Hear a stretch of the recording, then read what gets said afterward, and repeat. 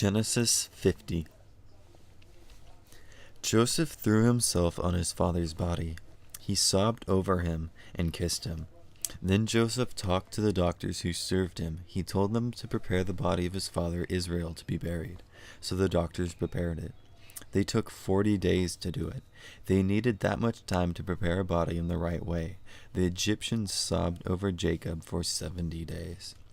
After the days of sorrow had passed, Joseph went to Pharaoh's officials.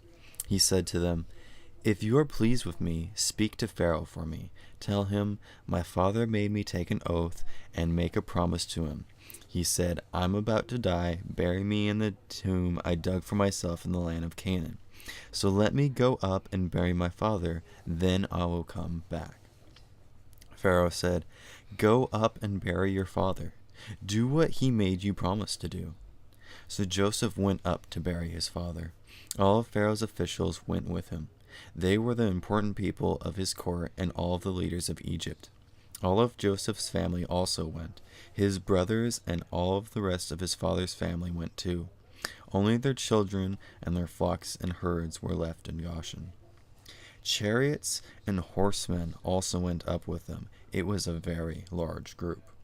They came to the threshing floor of Atad. It was near the Jordan River. There they sobbed loudly and bitterly. Joseph set apart 7 days of sadness to honor his father's memory. The people of Canaan who were living there saw how sad all of them were in the threshing floor of Atad. They said, "The Egyptians are having a very special service for the dead." That's why that place near the Jordan River is called Abel of the Egyptians. So Jacob's sons did exactly as he had commanded them. They carried his body to the land of Canaan.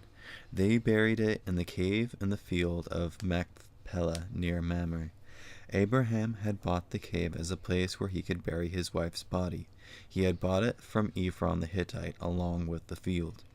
After Joseph buried his father, he went back to Egypt.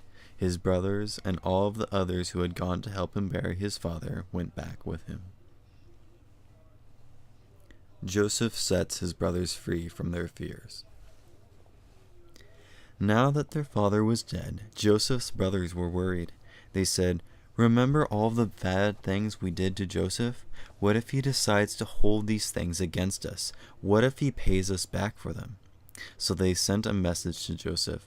They said, "Your father gave us directions before he died. He said, 'Here's what you must say to Joseph. Tell him, I'm asking you to forgive your brothers, forgive the terrible things they did to you, forgive them for treating you so badly. Now then, please forgive our sins. We serve the God of your father.'" When their message came to Joseph, he sobbed.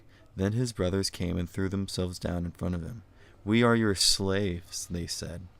But Joseph said to them, "Don't be afraid. Do you think I am God? You planned to harm me, but God planned it for good. He planned to do what is now being done. He wanted to save many lives. So then don't be afraid. I'll provide for you and your children." He set them free from their fears, and he spoke in a kind way to them. Joseph dies.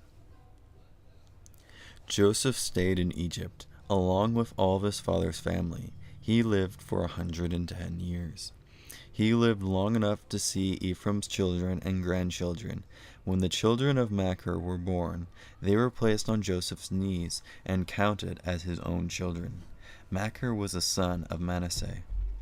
Joseph said to his brothers, "I am about to die, but I'm sure that God will come to help you. He'll take you up out of this land. He'll bring you to the land he promised with an oath to give to Abraham, Isaac, and Jacob." Joseph made the sons of Israel take an oath and make a promise to him. He said, "I'm sure that God will come to help you. Then you must carry my bones up from this place." So Joseph died at the age of 110. They prepared his body to be buried. Then he was placed in a casket in Egypt.